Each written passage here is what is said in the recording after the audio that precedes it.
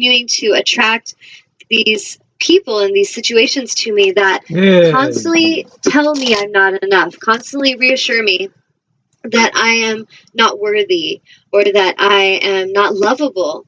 And we have these situations come in to help us. So, first thing I would like to say is from Source, from your angels, you are not being punished, you are loved. All of you as humans judge yourself so much harsher than you could imagine, and Source and your angels are not judging you. It is you that are judging yourselves the hardest. So the first step is for you to really be gentle with yourselves, Yes. for you to really be aware of your inner dialogue and what you're saying out loud. Like the words you're saying, Oh, if they're not matching what you are great wanting topic. to embody and what you're wanting to create, then don't speak them. We should really learn to pause before we speak, because a lot of times we as humans just spurt things out, splatter, the words out without thinking about it. And we're really powerful in our creations by what we're saying and what we're thinking. So, first step is self-love.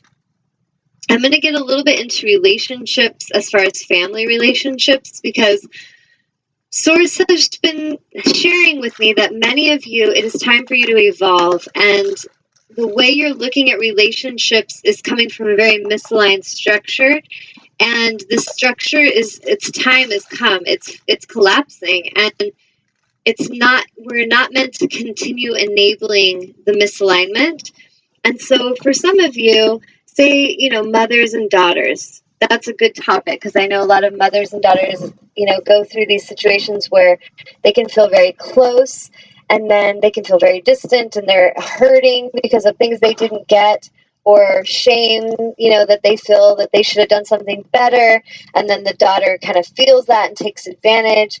Or maybe the daughter is very loving and the mother, can't handle her challenging her when she's out of alignment.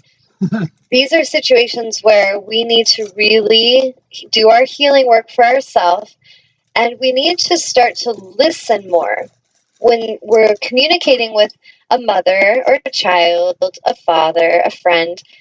When that person's speaking, it would serve us so much to really open ourselves to just be present and just listen, to really listen with the intention of understanding what they are saying to us, and to really open ourselves empathically to feel that empathy for what they're going through and what they are trying to communicate to us.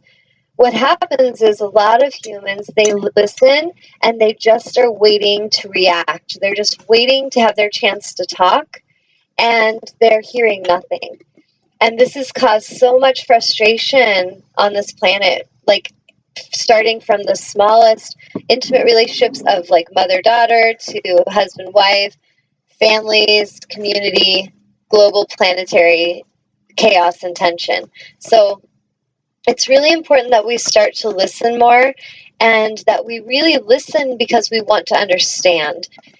And one of the things that we need to do is to clear our past energy, to clear our own woundedness, because what I've observed is when someone's having an issue with another person, for example, say you are in a new relationship and you really love this man that you're with, but this man's family has like all this energy of past, and they've got their own experiences of what they've gone through.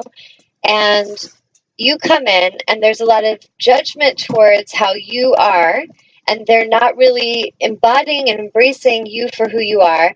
They're still kind of clinging to like the ex-wife. They're still kind of clinging to the past of what they're used to.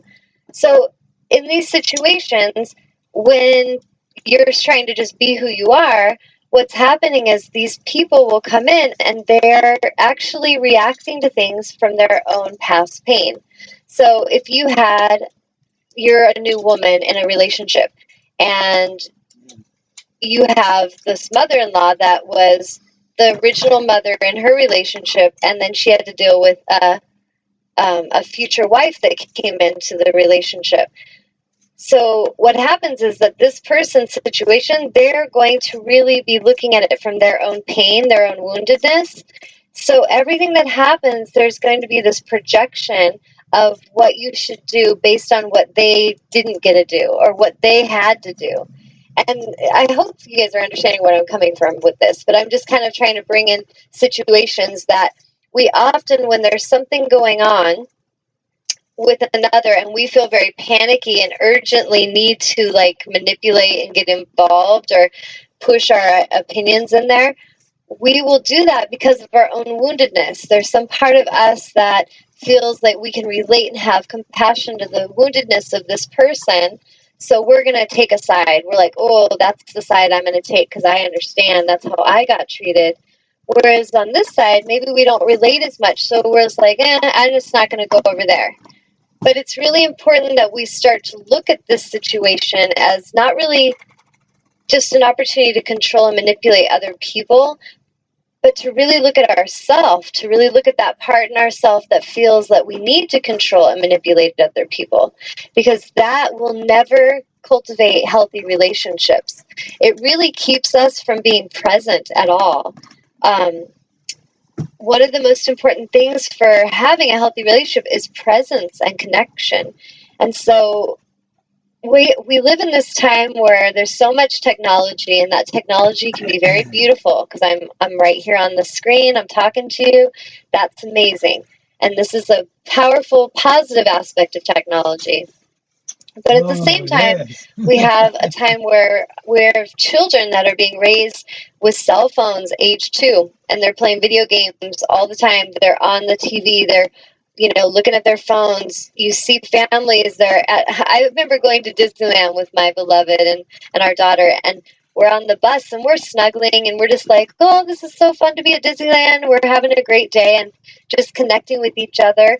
And then we look over and there's this whole family sitting across from us, and every one of them are on their cell phones, just looking at their phones.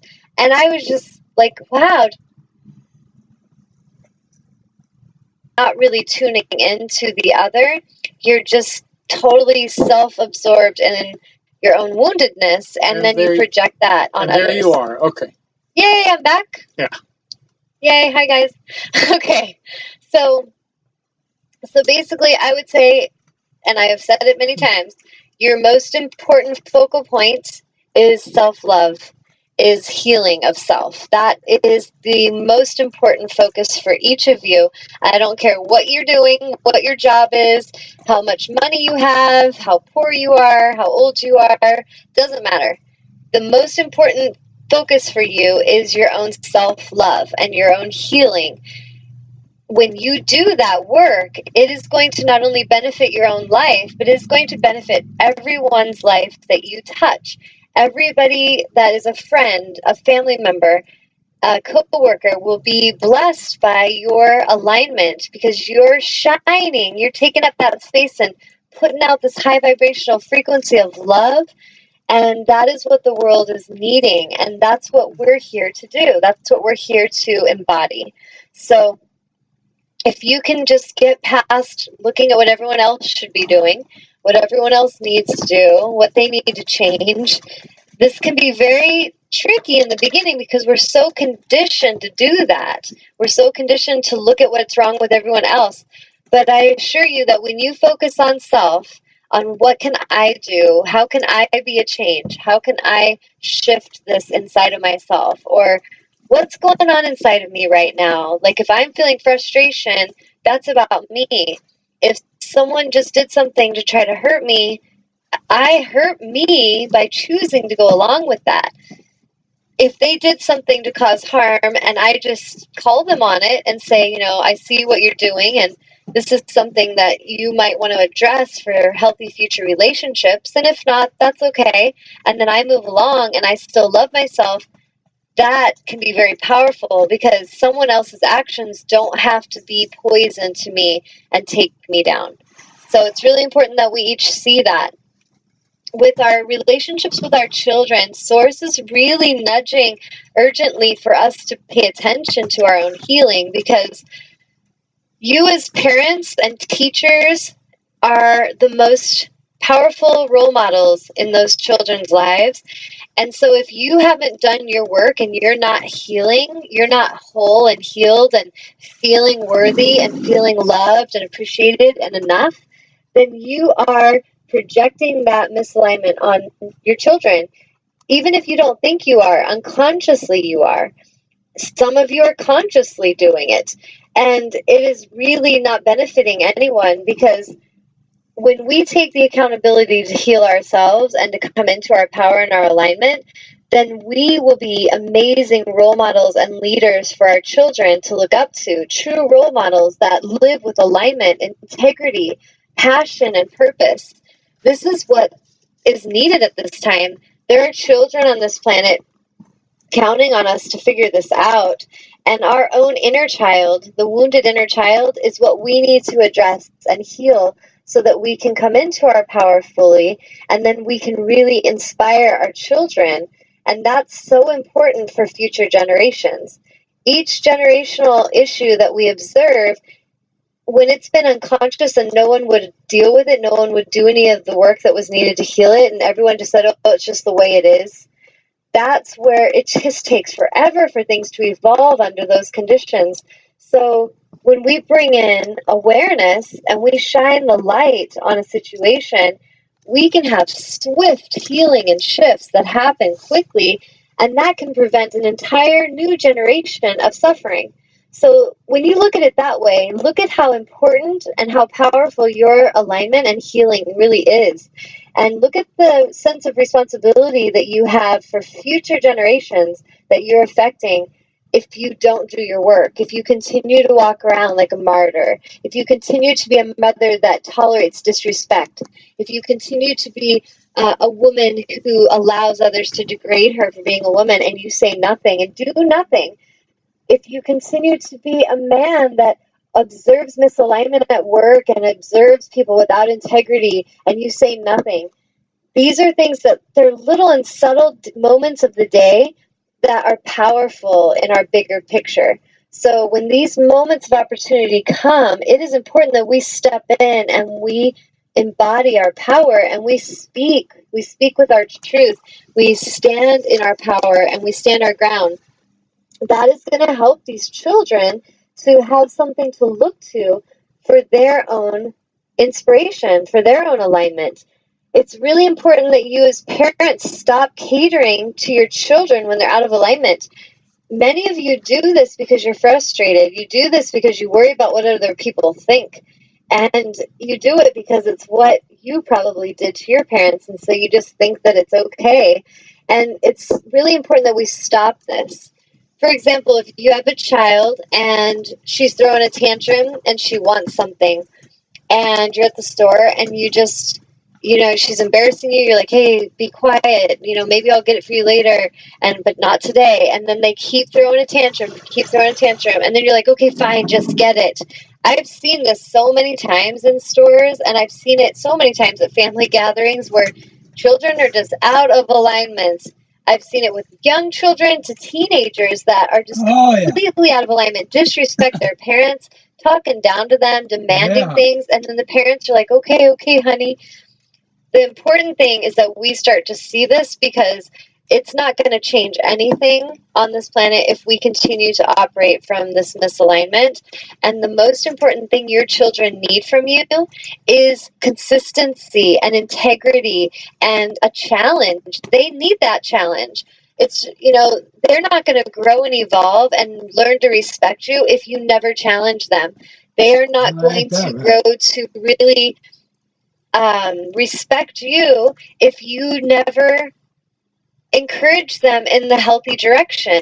So it's important that we see our role in that and the importance of that role and the amount of, what's the word I'm looking for? I just lost my words. But anyways, we really need to pay attention to how important that is, that we are living in alignment, because these children are counting on us. And we have so many sensitive, aware souls, children that came to this planet. They did not come here to conform. They did not come here to follow blindly.